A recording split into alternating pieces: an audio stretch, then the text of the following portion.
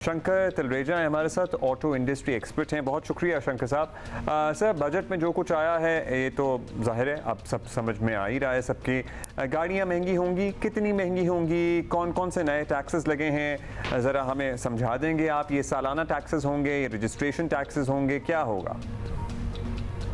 Thank you so much. देखिए, मैं अगर आपको थोड़ा सा बैकग्राउंड दे दूं कि ओवरऑल ऑटो से रिलेटेड बजट में चेंजेस क्या आई हैं। देखिए, सबसे जो अहम चीज़ है वो ये है कि जो 850 सीसी से कम इंजन वाली गाड़ियां हैं उस पे पहले 12.5% जीएसटी लगता था।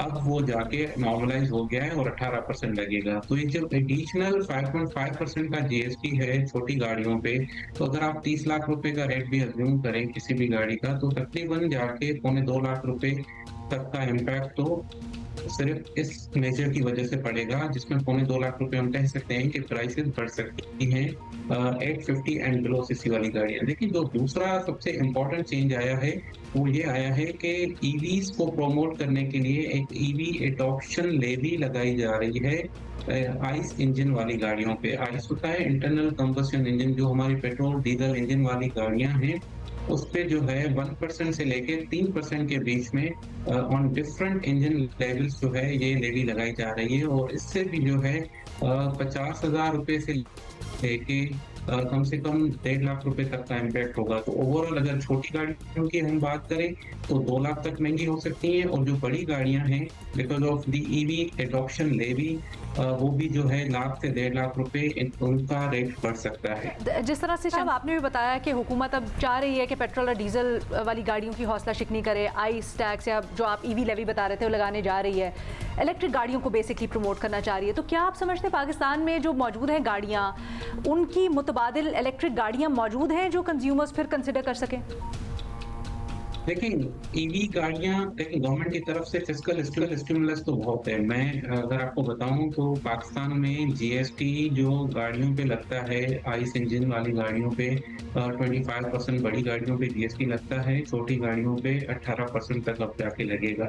तो देखिए, ये ऐसी ऐसी चेंजेस हैं। मैं अगर आपको बताऊं कि ईवी व्हीकल पे ये टैक्सेस नहीं है, तो फिस्कल स्टिमुलस तो गवर्नमेंट की तरफ से है। बट क्वेश्चन ये आता है कि पाकिस्तान ईवी एडॉप्शन के लिए रेडी भी है या नहीं है, इसकी पेनिट्रेशन कितनी फास्ट या स्लो चल रही है इस वक्त। देखिए, ईवीज की लोकल मैन्युफैक्चरिंग नहीं होती पाकिस्तान में, और जब आप बाहर से इंपोर्ट कर रहे होते हो तो यहाँ पे कोई इन्वेस्टर ऐसे नहीं है जो कि ईवी चार्जिंग स्टेशन या ईवी रिलेटेड इंफ्रास्ट्रक्चर को डेवलप करे। तो ये सबसे बड़ा कंस्ट्रेंट आता है, जिसकी वजह से मास मार्केट में जो एडॉप्शन है ईवीज की वो बहुत हद तक कम रहती है।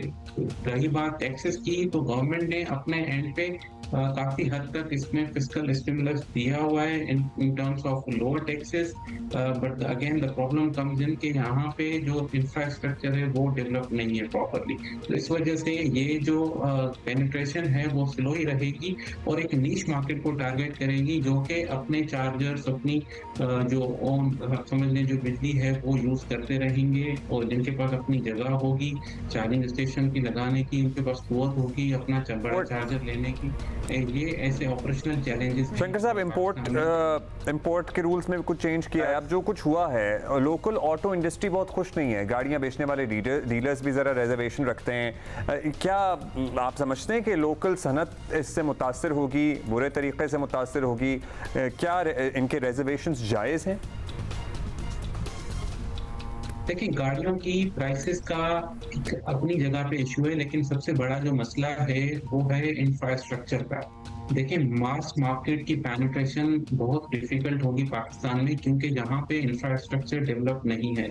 और रही बात देखिए अफोर्डेबिलिटी की, गवर्नमेंट अपने एंड पे फिस्कल स्टिमुलस तो काफी ज्यादा ईवीज पे दे रही है। अब वो देखें, जो जीएसटी के चार्जेस हैं या जो कस्टम ड्यूटीज हैं, जो पार्ट्स इंपोर्ट होते हैं गाड़ी बनाने के, उस पर भी ड्यूटीज कम है। तो गवर्नमेंट अपने एंड पे तो काफी हद तक इस चीज को इंसेंटिवाइज कर चुकी है, but the problem is Pakistan में इस वक्त लोकली कोई गाड़ी मैन्युफैक्चर नहीं हो रही। ये सबसे बड़ा प्रॉब्लम है, और गाड़ियां जो हैं वो इम्पोर्ट हो रही हैं इस वक्त। और देखें जो गाड़ियां इंपोर्ट हो रही हैं तो वैसी बात है उसमें फिर लोकलाइजेशन की वजह से कुछ हद तक प्राइसेस भी महंगी हो जाती हैं।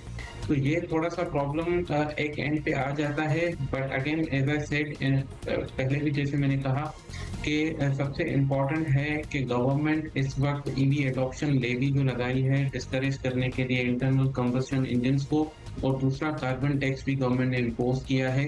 यानी एक तरफ से जो पेट्रोल और डीजल इंजन वाली गाड़ियां हैं उनकी प्राइसेस भी महंगी हो गई, और दूसरे एंड पे जो फ्यूल उनमें यूज होता है पेट्रोल डीजल, उस पे भी गवर्नमेंट ने जो है कार्बन लेवी लगाई है ₹2.5, जो कि फिस्कल ईयर 26 यानी जो भी जुलाई से स्टार्ट होगा उसमें लगेगा, और ये रेट बढ़ के ₹5 हो जाएगा इन फिस्कल ईयर 27। तो ये ऐसे मेजर हैं जिसकी वजह से गवर्नमेंट एक पुश तो देना चाह रही है, बट इन माय व्यू जब तक कोई लोकल असेंबली इसकी स्टार्ट नहीं होगी और कोई इंफ्रास्ट्रक्चर पे काम नहीं करेगा, कोई लोकल इन्वेस्टर जिसमें चार्जिंग स्टेशन डेवलप करना बहुत इंपॉर्टेंट है। तो आई थिंक ये ऐसे फैक्टर्स हैं जो कि ओवरऑल आगे ईवीज की बेनिफिशियन के लिए बहुत बड़ा रोल प्ले जब करेगा। लोकल प्लेयर ईवी में नहीं घुसेगा, लोकल मैन्युफैक्चरिंग नहीं होगी, तब तक शायद इसकी अडॉप्शन उतनी आसान ना हो। बहुत शुक्रिया आपका, शंकर तिलरेजा हमारे साथ मौजूद थे।